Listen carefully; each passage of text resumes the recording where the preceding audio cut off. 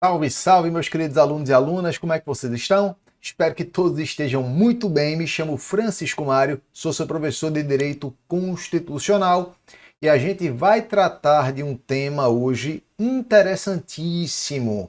Um tema que sempre povoa ali a jurisprudência do Supremo Tribunal Federal. Mas antes de a gente conversar sobre ele, já segue aqui o Aprovação PGE para você não perder nenhuma dica, para você não perder nenhuma atualização, para você não perder nenhuma novidade. Me segue também lá no meu Instagram, Prof. F. Mário. Simbora? Vamos nessa. O tema é esse aqui, ó, galera. A gente vai conversar sobre omissões inconstitucionais e soluções constitucionais. Tema que eu trato, inclusive, no meu livro, Diálogos sobre o Direito Constitucional, pela editora Juspodium. Olha só. O que é uma omissão inconstitucional? E quais são as soluções que nossa ordem jurídica, as soluções constitucionais que nossa ordem jurídica dá a essas omissões? Primeiro ponto, vamos entender que a gente não vai tratar aqui de qualquer omissão. A gente vai tratar de uma omissão muito pontual. Aquelas omissões de índole normativa.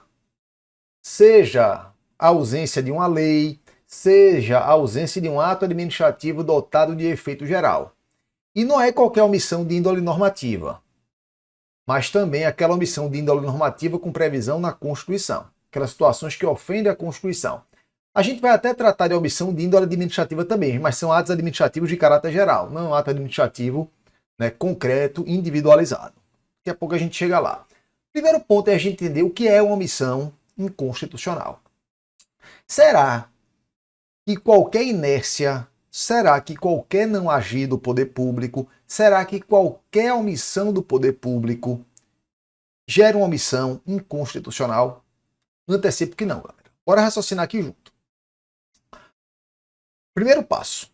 A gente sabe que a omissão decorre de um não fazer, de um não agir. Né? Isso a gente já sabe, é algo trivial. Né? Quando você não age, você se omite. Mas será que qualquer não agir do poder público fere a Constituição? Antecipo que não.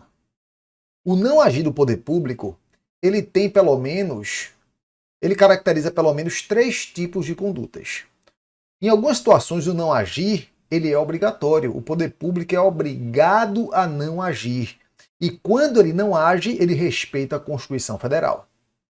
Em outra situação, o poder público ele tem a possibilidade, a faculdade de agir ou de não agir. Tanto faz, para a Constituição é indiferente. Ambas as condutas são constitucionalmente válidas. Ele pode agir e pode não agir. E em outras situações que são as que interessam para a gente, o não agir é proibido. A Constituição impõe um dever de atuação. Se ela impõe um dever de atuação, o poder público ele não pode se omitir.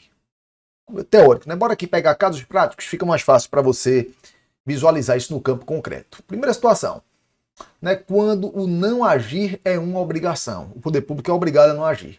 Quando você trata, por exemplo, da liberdade de expressão. A Constituição garante a liberdade de expressão e veda a censura. O poder público ele não pode censurar. Inclusive, a censura, o Supremo até entende que também é extensiva a particulares, né? Como regra, particulares também não podem promover censuras prévias. Mas bora fixar aqui no poder público. Olha só, é garantida a liberdade de expressão sendo vedada a censura. Nesse caso, o poder público está obrigado a não agir no sentido de censurar. Ele está proibido a censurar. Então, quanto à censura, ele tem que adotar uma postura omissiva. Concordam comigo que nesse caso a omissão é uma obrigação? O não agir é uma determinação constitucional? Logo, nesse caso, a omissão é um dever. A atuação não é um dever. Nesse caso, o agir não é um dever. A omissão é um dever. E quando o poder público se omite, ele age em conformidade com a Constituição. Essa aí é uma omissão constitucional e não uma omissão inconstitucional. É uma omissão que atende à Constituição. Segundo exemplo, quando o agir ou não agir são faculdades. Se você conhece repartição de competências, se você não conhece, já tem vídeo meu tratando disso, vai lá e procura. A gente tratou do Sistema Constitucional de Repartição de Competências. Lá na competência privativa da União, artigo 22, dela se extrai uma competência delegada. A União está no 22, parágrafo único da Constituição. Abre aí, dá um pauzinho, abre. Pause e dá uma lidinha no artigo 22, parágrafo único, que fala o seguinte, que a União poderá, por meio de lei complementar, delegar aos estados e ao Distrito Federal questões específicas de sua competência privativa. A União poderá delegar. A União ela é obrigada a agir delegando? Não. Ela pode delegar, ela poderá delegar. Como assim também poderá não delegar? Ela pode agir editando a lei complementar e delegando, assim como ela pode simplesmente não agir e reservando, permanecendo para si aquela competência, mantendo para si aquela competência. Compreenderam? Tanto uma conduta quanto outra são válidas. Então, nesse caso, o agir ou não agir são faculdades. O não agir da União, o não agir do poder público, não gera qualquer tipo de omissão inconstitucional. Terceira situação, que é que interessa para a gente. A Constituição diz, lá no artigo 7º, lá no artigo 96, né, que é garantido a todos o direito à saúde. E o poder público ele tem que criar um sistema para prestar esse serviço público de saúde, tem que criar o sistema, tem que regulamentar o sistema. A gente tem, por exemplo, o SUS, né? O Sistema Único de Saúde. Ora, se o poder público não prestar serviço público de saúde, não criar um sistema que preste, outra coisa, como ele vai prestar, é outra discussão. Mas eu não estou tratando disso, eu estou tratando aqui da prestação, não o modo como ele vai prestar. Ele é obrigado a prestar o serviço público de saúde. Se ele deixa de prestar, ele está numa situação de não agir ferindo a Constituição Federal. Perceberam? Nesse caso, há uma omissão inconstitucional. A Constituição, outro exemplo, a Constituição diz lá no artigo 37 que os servidores públicos têm direito a um reajuste anual remuneratório para recompor os índices inflacionários. A Constituição obriga o poder público a atuar. O Supremo até entende que o poder público não é obrigado a conceder o reajuste. Ele não tem essa obrigação de conceder. Ele pode conceder o reajuste, fazendo a lei, ou ele pode prestar contas demonstrando que não tem condição de conceder o reajuste naquele exercício financeiro. Isso aí que você vai fazer para a advocacia pública é relevante esse entendimento. Já anota aí. Né? Como a Constituição determina reajuste anual remuneratório para servidor público.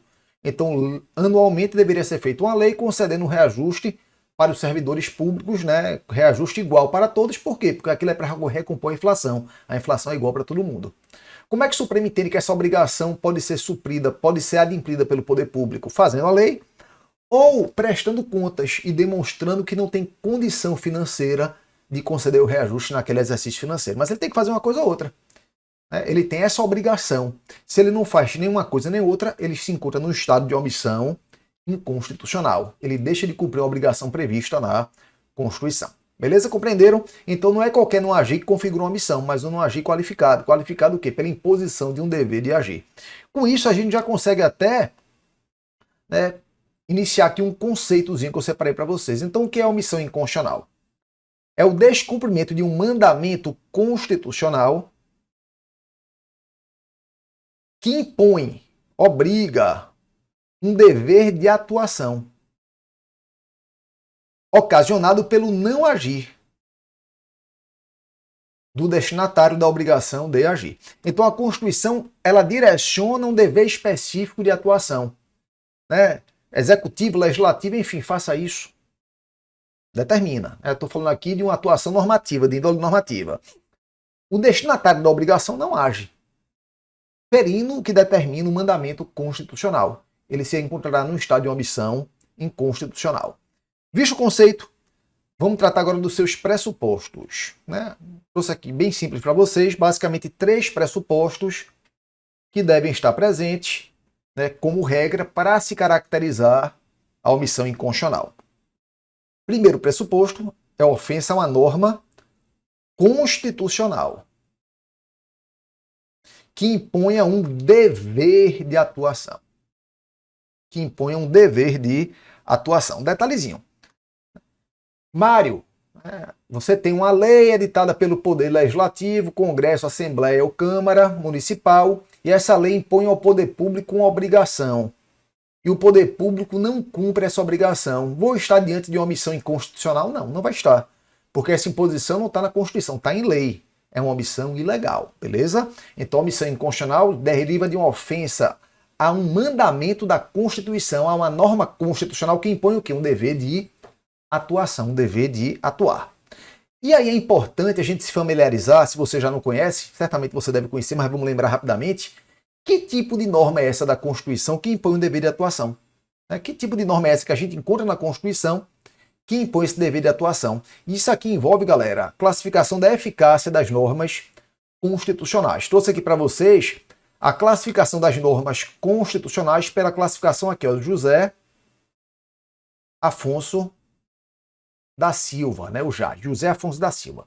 O José Afonso da Silva classifica as normas constitucionais em normas de eficácia plena, normas de eficácia contida e normas de eficácia limitada. Olha só, o José Afonso ele parte da seguinte premissa: qualquer norma da Constituição tem eficácia. Eu falo de eficácia jurídica. Qualquer norma da Constituição ela é capaz de produzir efeitos jurídicos, sendo que algumas produzem mais efeitos, outras produzem menos. E aí ele faz um grau. Daqui produz mais efeito, a plena, e a lá de baixo aqui produz menos efeito, a limitada, e você tem no meio aí a norma de eficácia contida. Olha só, norma de eficácia plena, qual é ela? A norma de eficácia plena é aquela que com a sua simples vigência já é capaz de produzir todos os seus principais efeitos. Então, para ela é plena. A estrutura semântica dela, o modo como ela está redigida e as condições fáticas e jurídicas já permitem de logo que ela supra todos os seus efeitos. É garantida a liberdade de expressão, por exemplo. São poderes independentes e harmônicos entre si, executivo, legislativo e judiciário. Separação dos poderes é uma norma de eficácia plena, com a sua simples vigência já é capaz de produzir os seus principais efeitos. Significa dizer que ela é uma norma dotada de aplicabilidade imediata. Mas, Mário, o que é que tem isso a ver com a missão inconstitucional? Vamos chegar lá daqui a pouquinho. Norma de eficácia contida. Essa aqui também é dotada de aplicabilidade imediata. Sendo que ela pode ter seu âmbito de abrangência reduzido, seu âmbito de aplicação reduzido, em razão, né, de uma limitação prevista na própria norma ou em outra norma, ou em razão de conceitos éticos jurídicos. Como assim, Mário? Olha só, norma de eficácia contida. O que é que ela tem em comum com a norma de eficácia plena? Ela também tem aplicabilidade imediata. Lembra disso. Ela também é dotada de aplicabilidade imediata. Assim como a norma de eficácia plena. Com a sua simples vigência, ela já é capaz de produzir seus principais efeitos. Entretanto, ela pode ter seu âmbito de abrangência reduzido, né, por conceitos éticos jurídicos ou por outras disposições normativas ou disposições previstas nela mesma. Vou aqui pegar exemplo: liberdade de profissão. A todos é assegurado o livre exercício de qualquer trabalho, ofício ou profissão. Com a vigência, artigo 5º, inciso 11 da Constituição. Com a vigência da norma, todo mundo tem garantido por si só já a liberdade de profissão, mas a norma continua. Atendidas as qualificações profissionais que a lei estabelecer. De novo, a todos é assegurado o livre exercício de qualquer trabalho, ofício ou profissão, atendidas as qualificações profissionais que a lei estabelecer. Significa o quê? Que todo mundo tem liberdade para exercer a profissão que melhor quiser. Se ele quiser.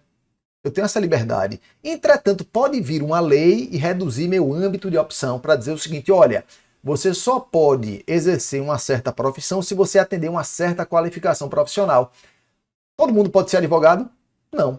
Porque existe uma lei que limita, né? Para ser advogado, você tem que preencher certos requisitos. Para ser médico, tem uma lei que limita, você tem que preencher certos requisitos. Mas se você quiser ser artesão, se você quiser ser cozinheiro, se você quiser ser músico, qualquer pessoa pode ser. Não há lei que limite o exercício dessas atividades, até porque não há necessidade, né? Não há necessidade de você regular, porque a falta de habilidade nessas profissões aí apenas pode ocasionar você ter um mau músico, um mau cozinheiro, que você vai comer uma comida ruim, né? Enfim, um mau músico, você vai fazer mal ao seu ouvido, mas não vai acarretar perigo à saúde de ninguém, à integridade física ou à segurança jurídica de ninguém. Então são profissões que não serão regulamentadas, não se possibilita a regulamentação delas. Mas perceberam? Quando a profissão é regulamentada, aquela liberdade vai ter seu âmbito de abrangência reduzido. Essa é a diferença da norma de eficácia plena para a contida. A contida expressamente permite esse âmbito de redução. Então, olha só, além de ter aplicabilidade imediata, ela é uma norma expressamente restringível. Isso aqui é um G, hein, galera? Expressamente restringível. né? Ela prevê ali a sua possibilidade de restrição, direito à propriedade. Propriedade é garantida, mas tem que atender a sua função social. Tem um conceito ético-jurídico que limita ali o direito à propriedade. Beleza? Isso é a norma de eficácia contida. Alguns chamam de norma de eficácia relativa restringível, porque pode ser objeto aí de restrição. E você tem a norma de eficácia limitada. A norma de eficácia limitada é diferente, galera. Ela só produz seus principais efeitos após ser regulamentada. Enquanto ela não é regulamentada, ela não é capaz de produzir os seus principais efeitos. Então, diferente da plena e da contida, a limitada ela é dotada de aplicabilidade indireta. Aplicabilidade indireta. Enquanto não regulamentada, ela não será capaz de produzir os seus principais efeitos. É o exemplo, no caso aqui, né, do reajuste anual remuneratório.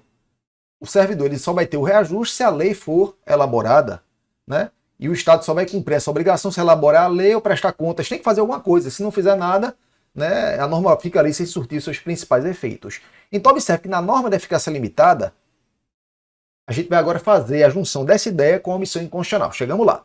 Na norma de eficácia plena e contida, qual é a ideia aqui? Que não é necessário que o poder público atue para que ela surta seus principais efeitos. Elas com as suas simples vigências,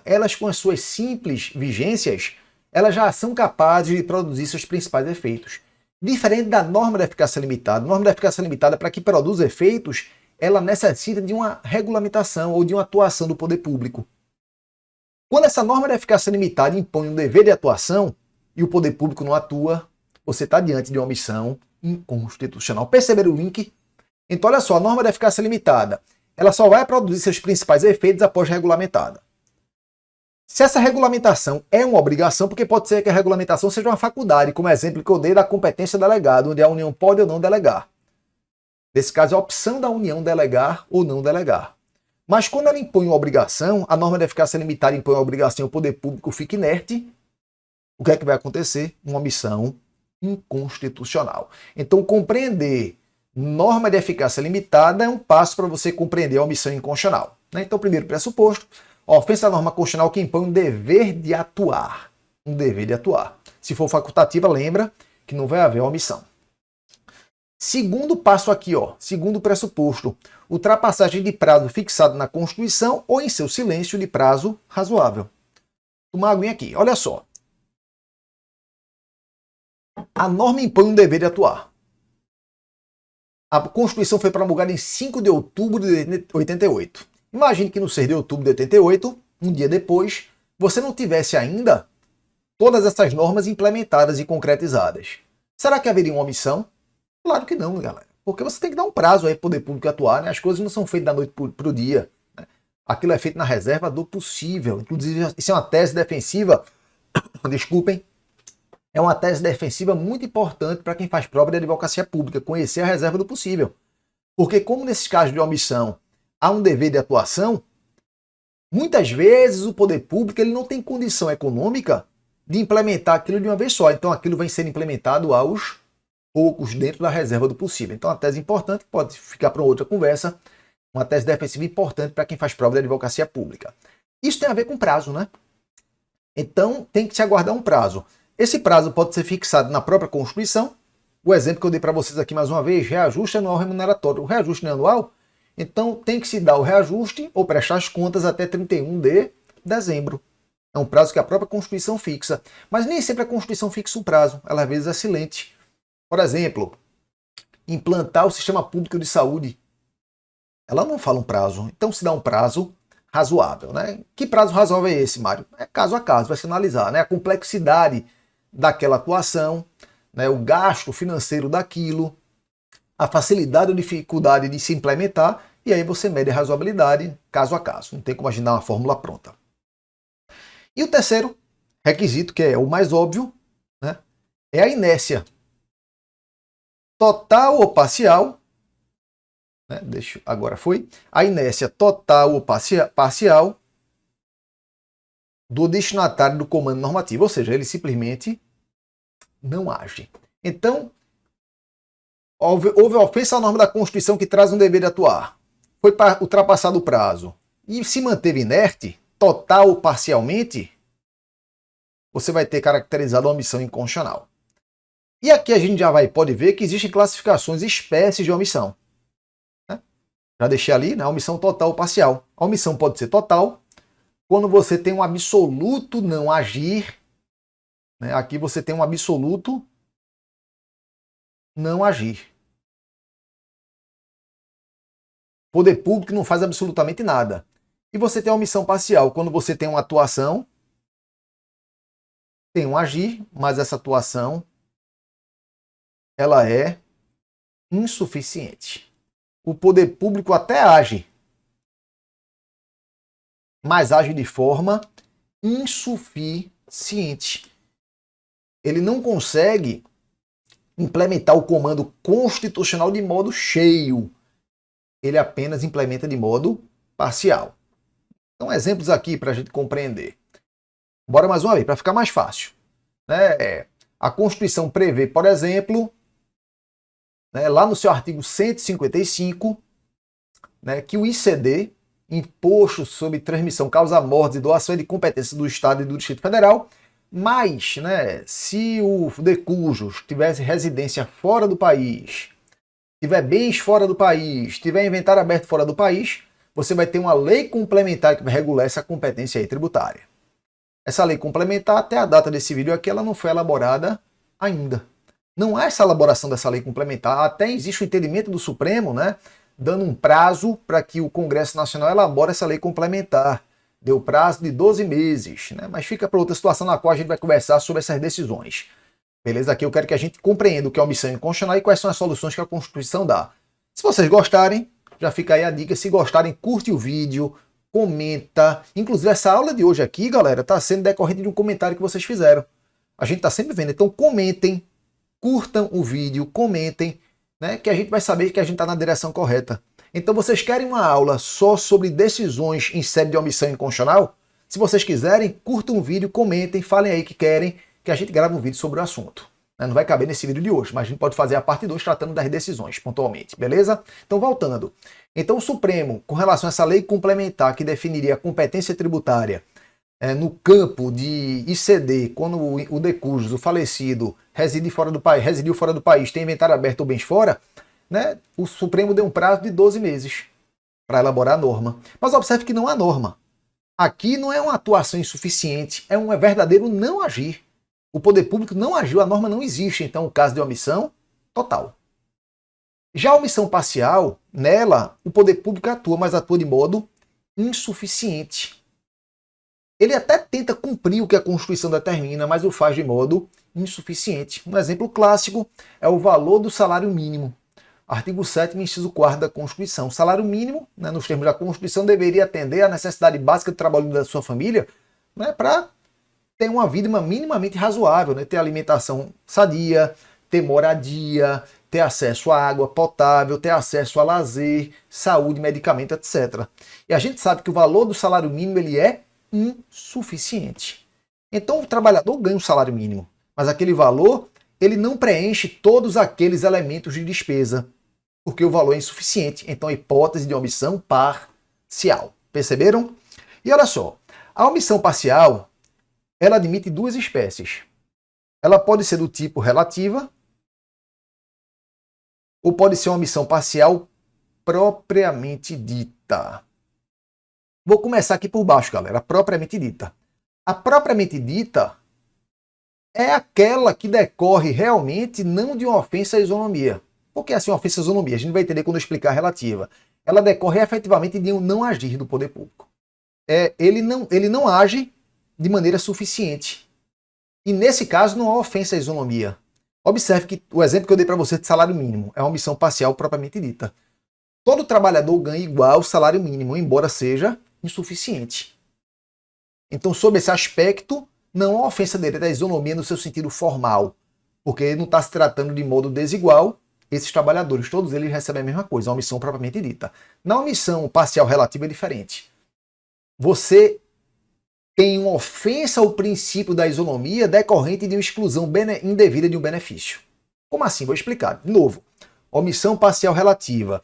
Você tem uma omissão inconstitucional decorrente da ofensa da isonomia, em razão da ofensa ao princípio da isonomia decorrente de uma exclusão indevida de um benefício. Olha só, o poder público age concedendo benefício a certos grupos de pessoas. E um determinado grupo é simplesmente excluído desse benefício, sem razão nenhuma. As razões que levaram aqueles grupos anteriores a terem esse benefício geraria também a possibilidade desse grupo excluído ter também esse benefício. Mas ele simplesmente é excluído. Isso é uma omissão relativa. Ela decorre o quê? De ofensa à isonomia. Se as pessoas, se aqueles grupos estão em igual situação, deveriam ter o mesmo benefício. Então há uma exclusão indevida de benefício com relação a esse tema. Logo, haveria uma omissão inconstitucional relativa. Bora aqui exemplos práticos. Antes, hoje em dia mais não, mas antes a Constituição ela equiparava servidores civis a militares, concedia a ambos os mesmos benefícios. Se era dado benefício a servidores civis e ele não era concedido a militares, haveria uma omissão parcial relativa. Tem problema nenhum os civis terem o benefício. O problema é a exclusão indevida dos militares. Perceberam? Bora pegar outro exemplo aqui, né? Vou até desenhar aqui para vocês isso aqui, um exemplo bem bacana, galera. Deixa eu botar aqui, né, mais um slidezinho, né, um minutinho só para eu explicar isso para vocês. Pronto, bora aqui, ó. Uma situação que pode ser cobrada em prova. Eu vou criar uma situação aqui, uma imaginação, mas ela pode ser cobrada em prova. Imagina o seguinte, imagine que você tem um grupo de servidores que são analistas judiciários. Imagina isso. E você tem outro grupo, que é um grupo de técnicos judiciários. O exemplo que eu vou dar aqui se refere a uma omissão ilegal decorrente de exclusão de benefício, ok? É dela que eu vou tratar.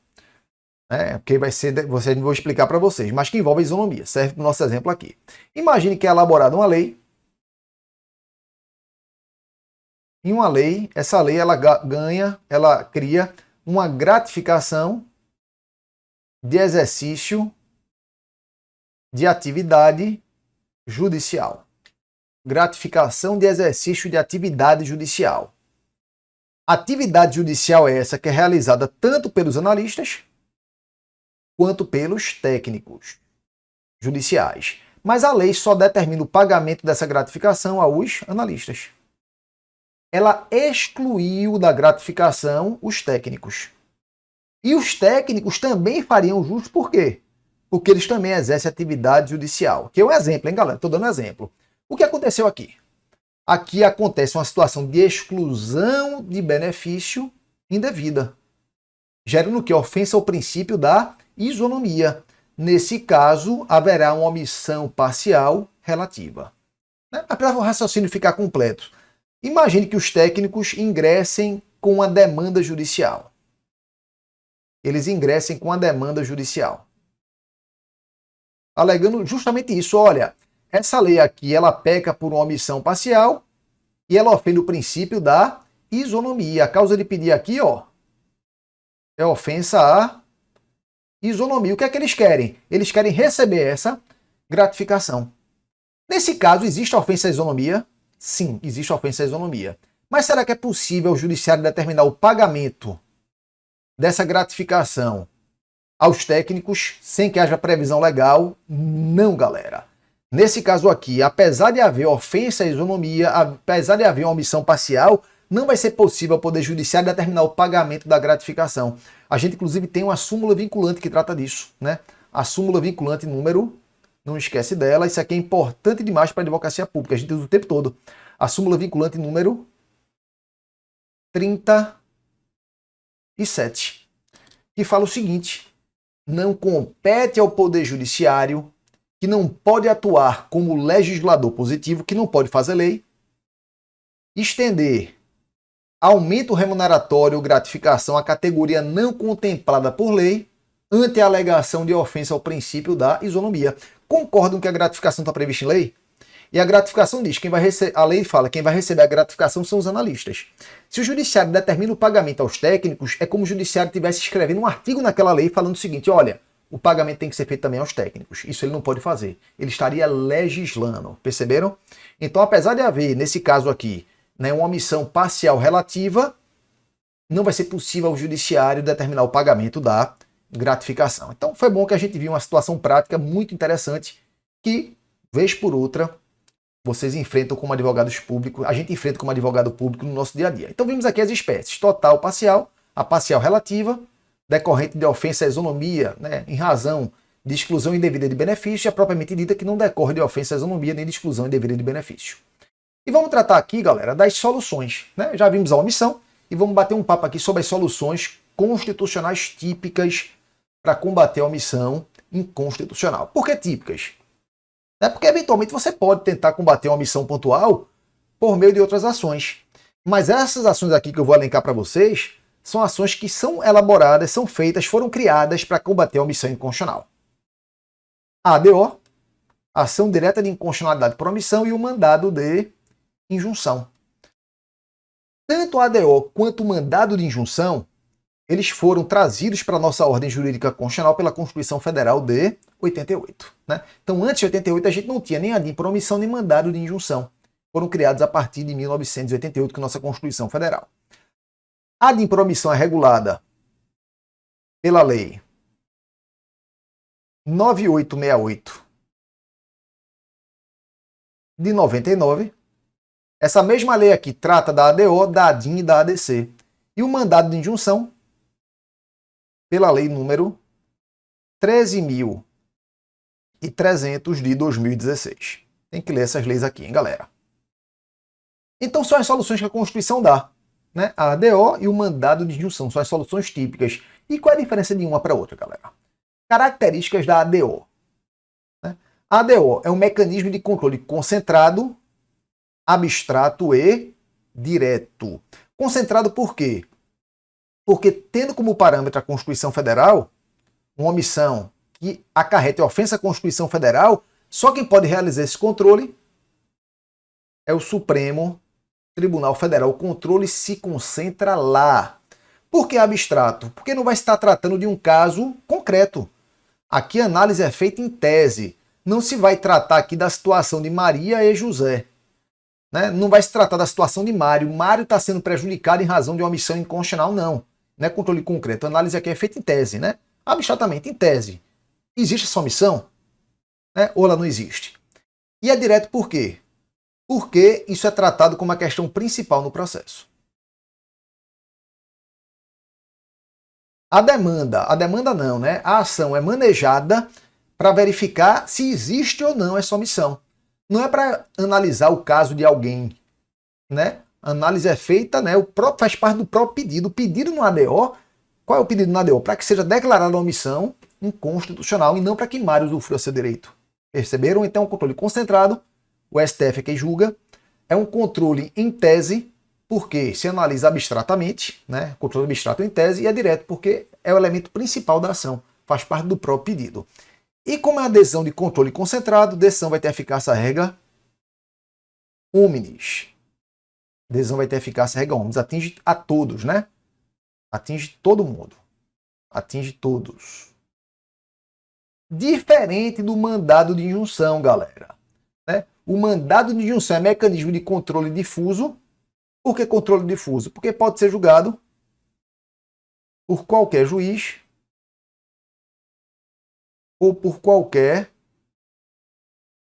tribunal. Significa dizer que eu posso entrar onde eu quiser? Não, não é assim, galera. Não pode entrar onde quiser. Você tem que entrar de acordo com as regras de competência, mas não vai ser só o Supremo que vai julgar. O Supremo tem até uma preponderância para julgar. Vou explicar por quê. Né? Como é que você define a competência para julgar mandado de injunção? É pela autoridade omissa. De quem é a obrigação de elaborar aquela norma, de praticar aquele ato administrativo geral? A obrigação é de certa autoridade. Então você olha a autoridade e vai verificar quem tem competência para julgar mandado de injunção contra aquela autoridade. Então, por exemplo, mandado de injunção contra ato do presidente da República. Quem julga é o STF. Mas não significa dizer que todo mandado de injunção é julgado pelo Supremo. É porque esse mandado de injunção é contra a omissão do presidente, contra a omissão do Congresso, STF. Contra a omissão do governador, normalmente é Tribunal de Justiça. E por aí vai, perceberam? Então vai depender da autoridade omissa. Então qualquer juiz ou tribunal, de acordo com as regras de competência, pode julgar. É um controle concreto, porque não é um controle em tese, galera. É um controle diante de uma situação real. É um controle diante de uma situação real. Mário está sendo prejudicado em razão da omissão. Então, Mário vai ingressar com esse mandado de injunção. E é um controle indireto por quê? Porque a omissão inconstitucional aqui não faz parte do pedido, não é a questão principal. A omissão inconstitucional aqui faz parte daquilo que a gente chama de causa de pedir. Então, Mário está deixando de usufruir o direito, um certo direito, por exemplo, a ausência de reajuste remuneratório anual, revisão geral, ausência de revisão geral. Eu vou ingressar com mandado de injunção, alegando o quê? Que existe uma omissão, é minha causa de pedir. Olha, a Constituição determina, ele não foi dado, ou não foram prestadas contas. Causa de pedir. Então, o que eu quero? Meu pedido. Meu pedido não é a declaração de omissão inconstitucional. Meu pedido é que aquele direito me seja assegurado. Então, observe a análise se há ou não omissão faz parte da minha causa de pedir. E o que eu quero na ação, meu pedido, é a fruição concreta do direito, diferente da ADO. Na ADO, o próprio pedido é o quê? É a declaração de omissão inconstitucional. Então, o mandado de injunção é um mecanismo de controle concreto, controle difuso. E a decisão tem eficácia inter partes, né? Ela atinge as partes do processo. Diferente da ADO, cuja decisão atinge Deus e o mundo, atinge todo mundo. Aqui atinge apenas as partes do processo. Vocês viram que tem um asteriscozinho. Isso é uma exceção. Né? A Lei 13.300 fala que a decisão pode ter eficácia erga omnes ou outra parte, ou seja, pode ultrapassar as partes do processo ou até mesmo atingir todo mundo, a depender do tipo de direito que se pretende usufruir. Porque existem direitos que só admitem fruição coletiva. Por exemplo, direito de greve. Eu vou entrar com mandado de injunção para que eu, sozinho, possa entrar em greve. Né? Greve de serviço público. Não que eu vou entrar em greve de serviço público, galera. Muito pelo contrário. Eu adoro trabalhar na Procuradoria do Estado de Pernambuco. É minha segunda casa, mas estou dando um exemplo para vocês. Faz sentido isso? Um servidor, querer exercer greve sozinho? Claro que não. Então, o direito de greve é um direito que apenas é fruível coletivamente. Então, não faria sentido um mandado de injunção tratando de greve se dá a ele eficácia inter partes. O Supremo, inclusive, já enfrentou isso. Mandado de injunção 708, mandado de injunção 712, né, que envolvia direito de greve de servidor público, o Supremo deu a esse mandado de injunção eficácia erga omnes. Beleza? Então, fica aí de exemplo. Galera, por hoje é só. A gente termina por aqui. A gente já sabe o que é omissão inconstitucional, já sabe quais são as soluções que a Constituição dá. Mas você pode estar pensando aí, Mário, né, faltou alguma coisa. Quando o Supremo declara uma omissão inconstitucional em ADO, quais são os efeitos práticos dessa decisão? Quando o Supremo ele declara uma omissão inconstitucional em mandado de injunção, quais são os efeitos práticos dessa decisão? Sabe quando eu vou responder isso? Quando vocês quiserem que eu responda. Para isso, curte aqui esse vídeo. Curtam aí para a gente saber que você está gostando, está sendo útil a você essas informações, que você está gostando desse formato. E além de curtir, comenta o tema que você quer. Se o tema que você quer é efeitos de decisões declaratórias de omissão inconstitucional, ou seja, o que acontece quando o judiciário declara omissão inconstitucional, se é isso que você quer, fala aí pra gente, que se você pedir, a gente obedece, galera. Se você pedir, a gente faz, beleza? Então, curte, comenta, compartilha, me segue lá no Instagram, Prof. Mário. Grande beijo, grande abraço e até a próxima.